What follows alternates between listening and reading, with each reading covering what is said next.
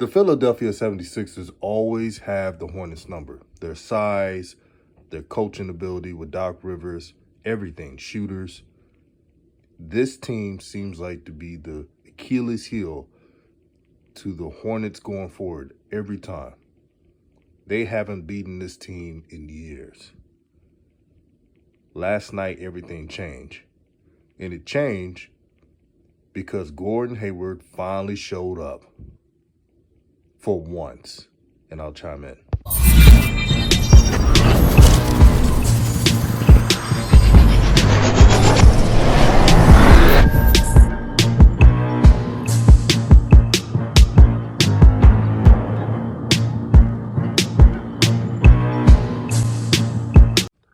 What's good, everyone? This is DJ's Raw Uncut Truth, giving you the raw content that you deservedly need. I want to say shout out to Coach Joe and Aquarius 21. Last night, they did their thing. I re-listened to the whole stream, and they were dropping gems.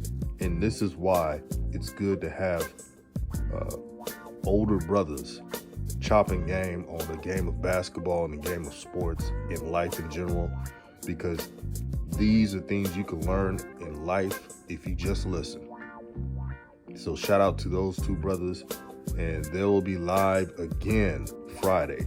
Just letting you know.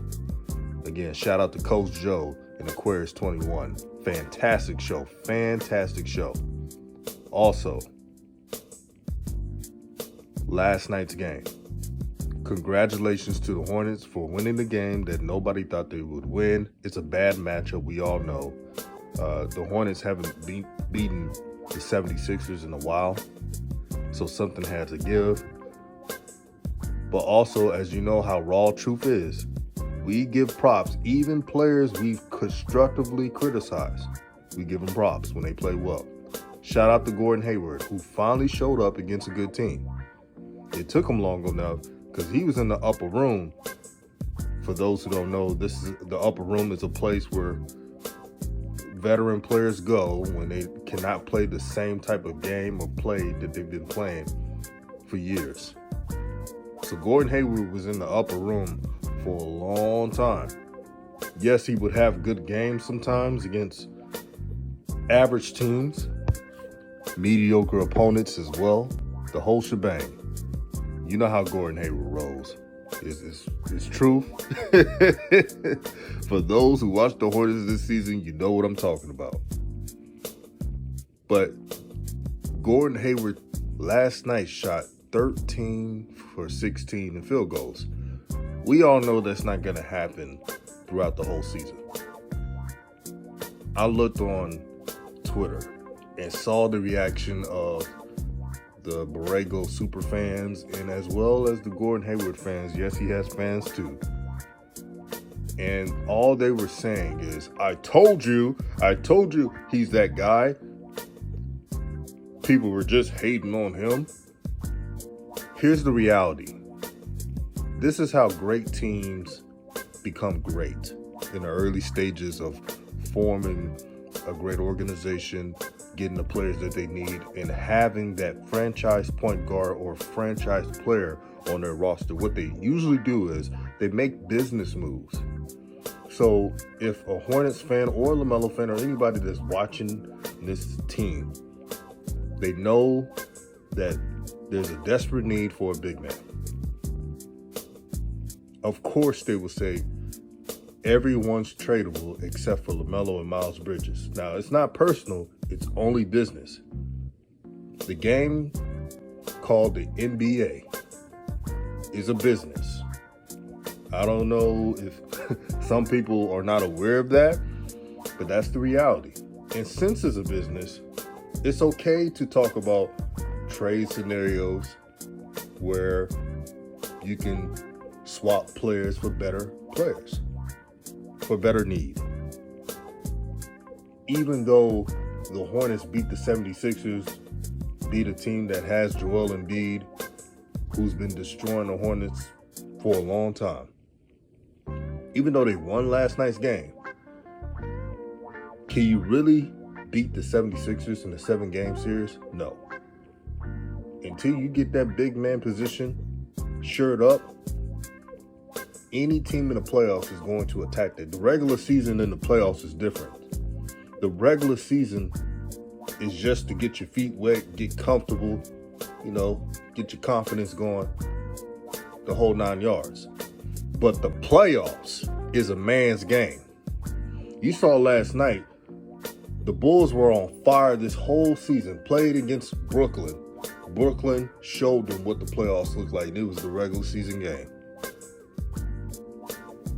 And everybody's like, wow, I didn't think Brooklyn would do that. I'm not surprised Brooklyn would do it because last season, Kevin Durant was a foot away, literally, a footstep away from beating the defending champions, Milwaukee Bucks. A foot away. So it's a difference. But I want to ask all Hornet fans, what is success to you? Is it barely making the playoffs and then getting a first round exit? Or building this team for the long haul? Because even though LaMelo shot 0 for 8 for 3, he still attacked. He still did floaters. He still got to the paint. And that's the difference between LaMelo Ball and any other regular point guard. Most point guards who just settle for threes and their three-point shot's not falling, they're going to mope around and they're going to have a single-digit game, but not LaMelo. LaMelo almost had a triple-double. And here's another stat, because I know Shines don't want to listen to this, but I'm going to say it anyway. The Hornets this season, I believe, are 7-3 when LaMelo plays 35 or more minutes. Above 500. Because this season, LaMelo didn't play that many, and I listed 10 games. Overall, 10 games LaMelo played 35 or more minutes, which is sad in itself. Because he's a high draft pick player. And usually high draft pick players, especially point guards who usually win Rookie of the Years, constantly get 30-plus minutes a game. But LaMelo this season's averaging 31.7 minutes a game. That's too low. But James Borrego coached a solid game because he had LaMelo involved. Now, there was times where LaMelo needed to be there a little longer to put this team away, and that's the reason why the Sixers came back. And that's another thing that JB has to work on. You cannot put your star point guard on the bench when it's like a 10-point lead or so, or a 15-point lead, because that's not enough. Because Doc Rivers made adjustments, and it went from a 15-point lead to a 10 to 9-point lead. And luckily, JB put LaMelo back in the game. Even though his shot was not falling, LaMelo brought another dimension to this team. Again, now let me repeat it. The Hornets are above 500 when LaMelo plays 35 or more minutes. It was like that last season. It's like that this season.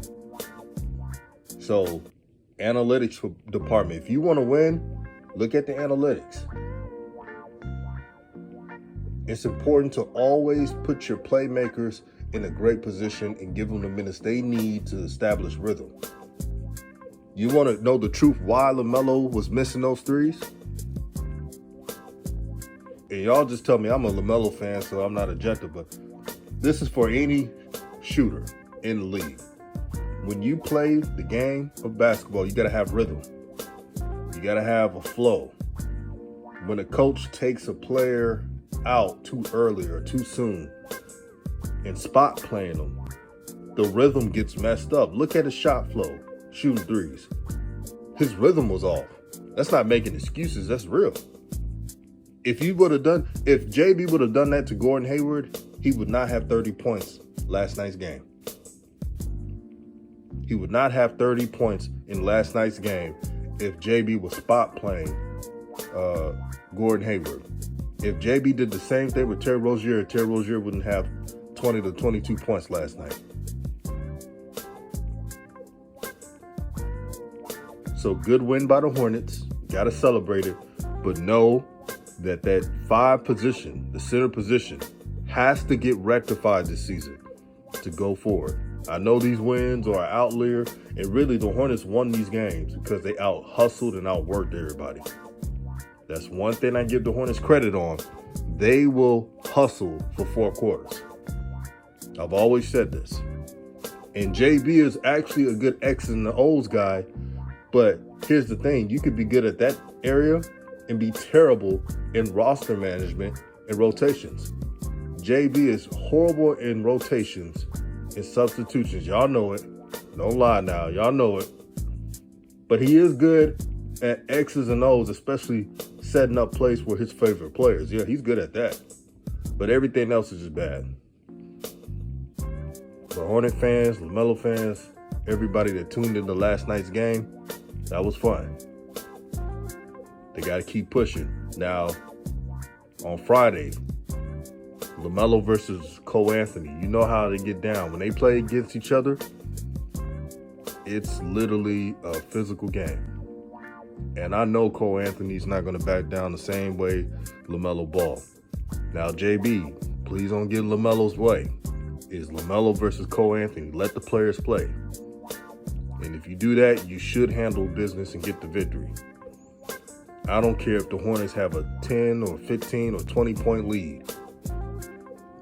The starters must play the same minutes. I don't want to see one starter playing garbage time minutes, but LaMelo sitting on the bench. I don't want to see that. But this is DJ's Raw and Cut Truth, giving you the raw content that you deservedly need. Peace and blessings, peace and love to everyone, man. I appreciate all of you. Peace and blessings to all the content creators out there that's doing their thing, because you know this is a grind. It's never easy, but it's possible. And I'm out.